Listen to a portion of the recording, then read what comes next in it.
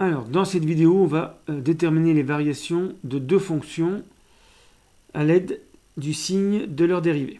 Donc, je vous laisse réfléchir un petit peu et puis je vous donne la solution. Alors, pour la première, f égale u sur v, f' égale u'v moins uv' sur v au carré, et donc f' de x égale, donc u c'est x carré, donc u' c'est 2x, v c'est x moins 1, moins u x carré, et v' c'est 1, sur v au carré.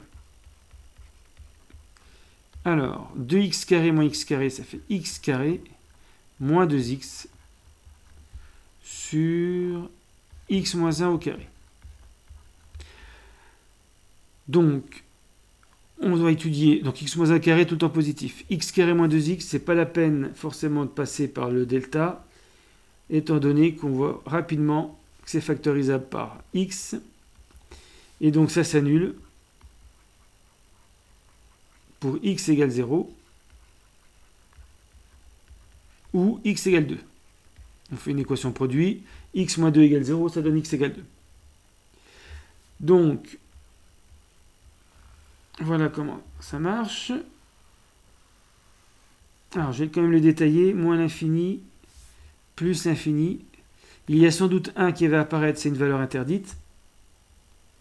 Alors, je pourrais mettre directement le signe de f'. Je vais quand même mettre x carré moins 2x et x moins 1 au carré.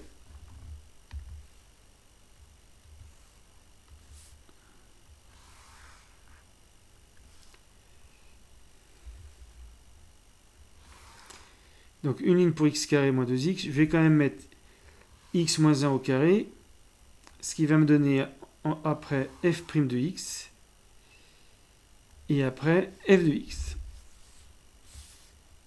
Alors, x carré moins 2x, on a vu que ça s'annulait en... Alors, je vais quand même mettre la ligne comme en seconde, x moins 1 au carré.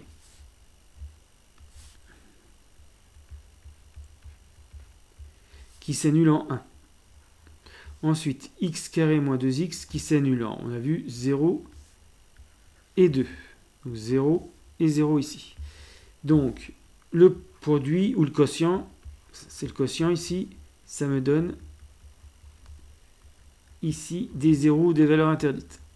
Alors, comme x carré moins 2x est au numérateur, quand ça annule toute la fraction. Donc f' de x vaut 0 pour x égale 0 et vaut 0 pour x égale 2. Par contre, pour x égale 1, ça annule x moins 1 au carré qui est le dénominateur. Donc là, j'ai une double barre. Que je vais retrouver d'ailleurs dans f de x. La fonction n'est pas définie en 1. Alors, pour le signe, x carré moins 2x, c'est un polynôme du second degré avec un coefficient devant l'x carré qui est positif, donc c'est positif partout, sauf entre les racines. Alors à cause du 1, je suis obligé de mettre 2 moins. Mais c'est bien plus, moins, plus. X moins 1 au carré, c'est un carré, il est positif partout, sauf en 1 où il s'annule. Et donc f' de x plus 0, moins 0, moins 0, plus. Alors, ça donne croissante sur moins l'infini 0, décroissante sur 0, 1.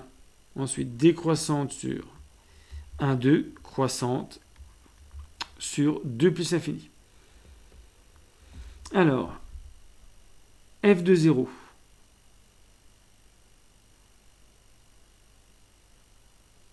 Ça donne 0 au carré sur 0 moins 1, ça fait 0.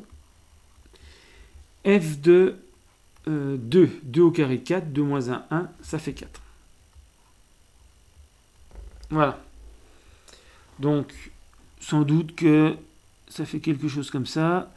Donc, en 0, 0, ça passe ici. Il y a le... Là, en fait, on a une asymptote. C'est à cause de la coupure. Donc, la courbe fait sans doute à peu près... On ne sait pas trop ce qu'elle fait... Alors, Ça doit faire à peu près ça.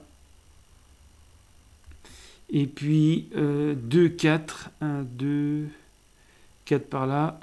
Et on a à peu près un morceau similaire de l'autre côté. Voilà. Voilà à peu près l'allure de cette fonction. Alors, pour la deuxième,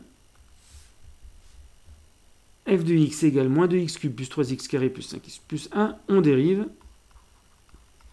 égale moins 6x carré. Donc, x cube donne 3x carré, multiplié par moins 2, ça fait moins 6x carré. X carré donne 2x fois 3, ça fait 6x, plus 5. Donc là, on va être obligé de calculer le delta.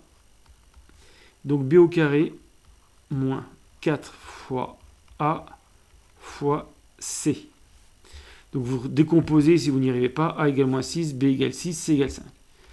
Ça fait 36 plus 120, ça fait 156. Alors 156, c'est 4 fois 39.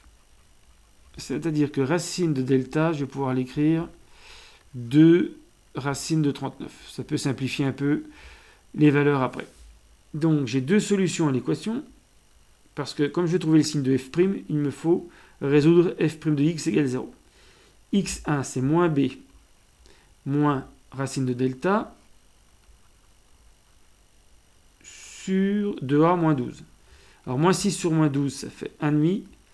2 sur 12, 1 sixième, donc racine de 39 sur 6.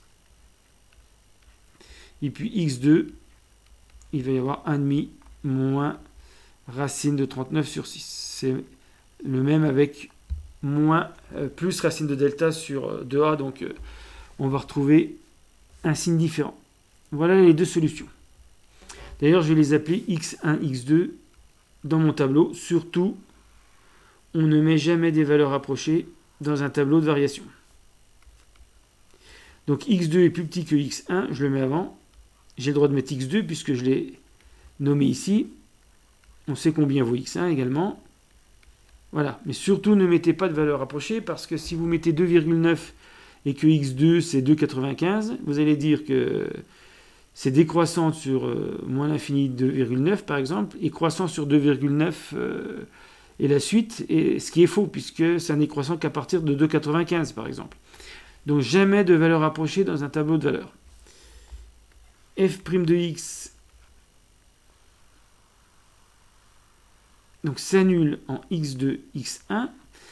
Comme c'est un polynôme de second degré avec un coefficient a égal à moins 6 négatif, c'est négatif partout. Et là, c'est plus. Et donc, pour f de x, moins, plus, moins. Alors, en fait, décroissante, croissante, décroissante. Pas confondre, justement, le signe de f' avec le signe de f de x, qui n'a rien à voir avec ces variations. Là, il vaut mieux mettre f de x2 plutôt que des valeurs rapprochées, et là, f de x1. Et puis, si on vous demande des valeurs rapprochées après, là, c'est un peu compliqué. Vous faites f de x1 environ, f de x2 environ, à l'extérieur du tableau.